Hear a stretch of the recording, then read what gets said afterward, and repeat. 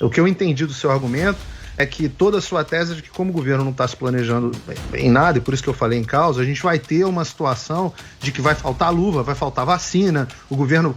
Não era essa a sua tese principal, de parafrasear errado, então perdão. Não era uma tese, eram dúvidas. Eu estou querendo saber quem é que está cuidando disso, porque até agora ninguém disse.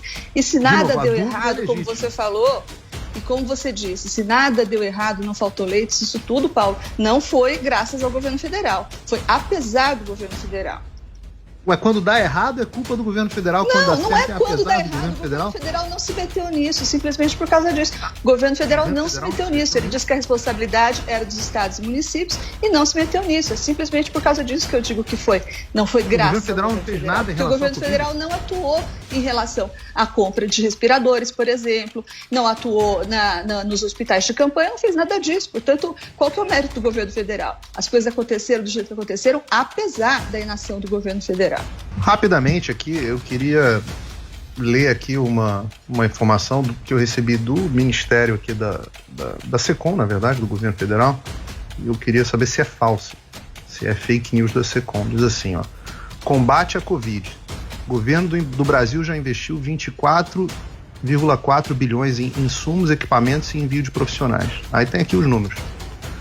15.563 UTIs, mais de 300 milhões de equipamentos, 11.798 respiradores, mais de 28 milhões de medicamentos, 16.609 profissionais, mais de 16 milhões de testes. Aí vem aqui outra notícia aqui, direto da Casa Civil, está dizendo: os hospitais de campanha de fato são realizados, são executados pelos governos estaduais e municipais, mas que o Ministério da Saúde é quem paga R$43 mil por leito, equivalente a uma diária de R$478.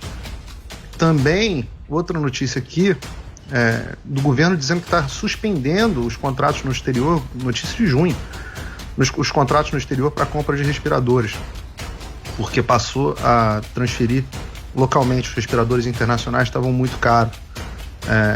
E a indústria nacional estava já entregando 1.600 respiradores aqui em junho.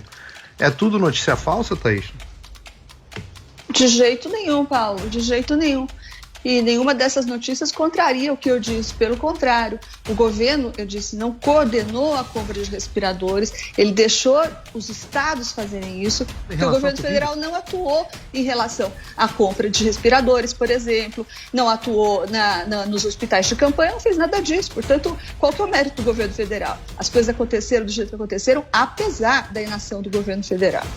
Ele fez o que ele fez depois que as coisas começaram a ser cobradas, e não sei se ele está computando aí, nesses 10 milhões de testes, os 7 milhões que estão encalhados lá no departamento de Guarulhos. Aí, será que estão aí também? Que o general especializado em logística desenhou com muita precisão como é que funciona, ele só esqueceu de explicar por que os testes estão parados lá e não foram distribuídos. E o Ministério da Saúde ainda dispõe de um quantitativo em torno de 6 milhões de testes. A partir de agosto, passamos a realizar 1 milhão de testes mensais, após a estruturação e ampliação da rede de laboratórios centrais do LACEN, dos estados e das plataformas de ampliação de realização de testes em Fortaleza, Rio de Janeiro, Curitiba e São Paulo, de forma a atender a necessidade de testagem dos estados e dos municípios. É importante ressaltar que esse volume é absolutamente necessário, pois caso um estado necessite de aporte emergencial, precisamos ter testes para atender. Tal número em estoque é compatível com um país de 212 milhões de habitantes. Cabe lembrar que os estados não possuem local para armazenagem tão ampla de testes. Então nós atendemos por demanda.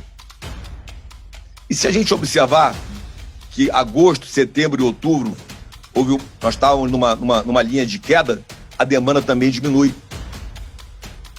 A demanda de teste também diminui. Quando dá um novo repique, uma nova subida, a gente tem uma procura maior de testes também. Isso faz parte do sistema de demanda.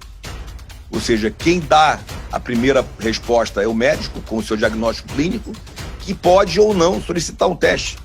E essa demanda por teste começa na ponta da linha, vai passar pelo estado e vai chegar para nós por demanda. E nós vamos atender. Nós temos capacidade de atender o que for necessário aos estados. Essa é a grande logística, é ter capacidade de atender o que lhe é demandado.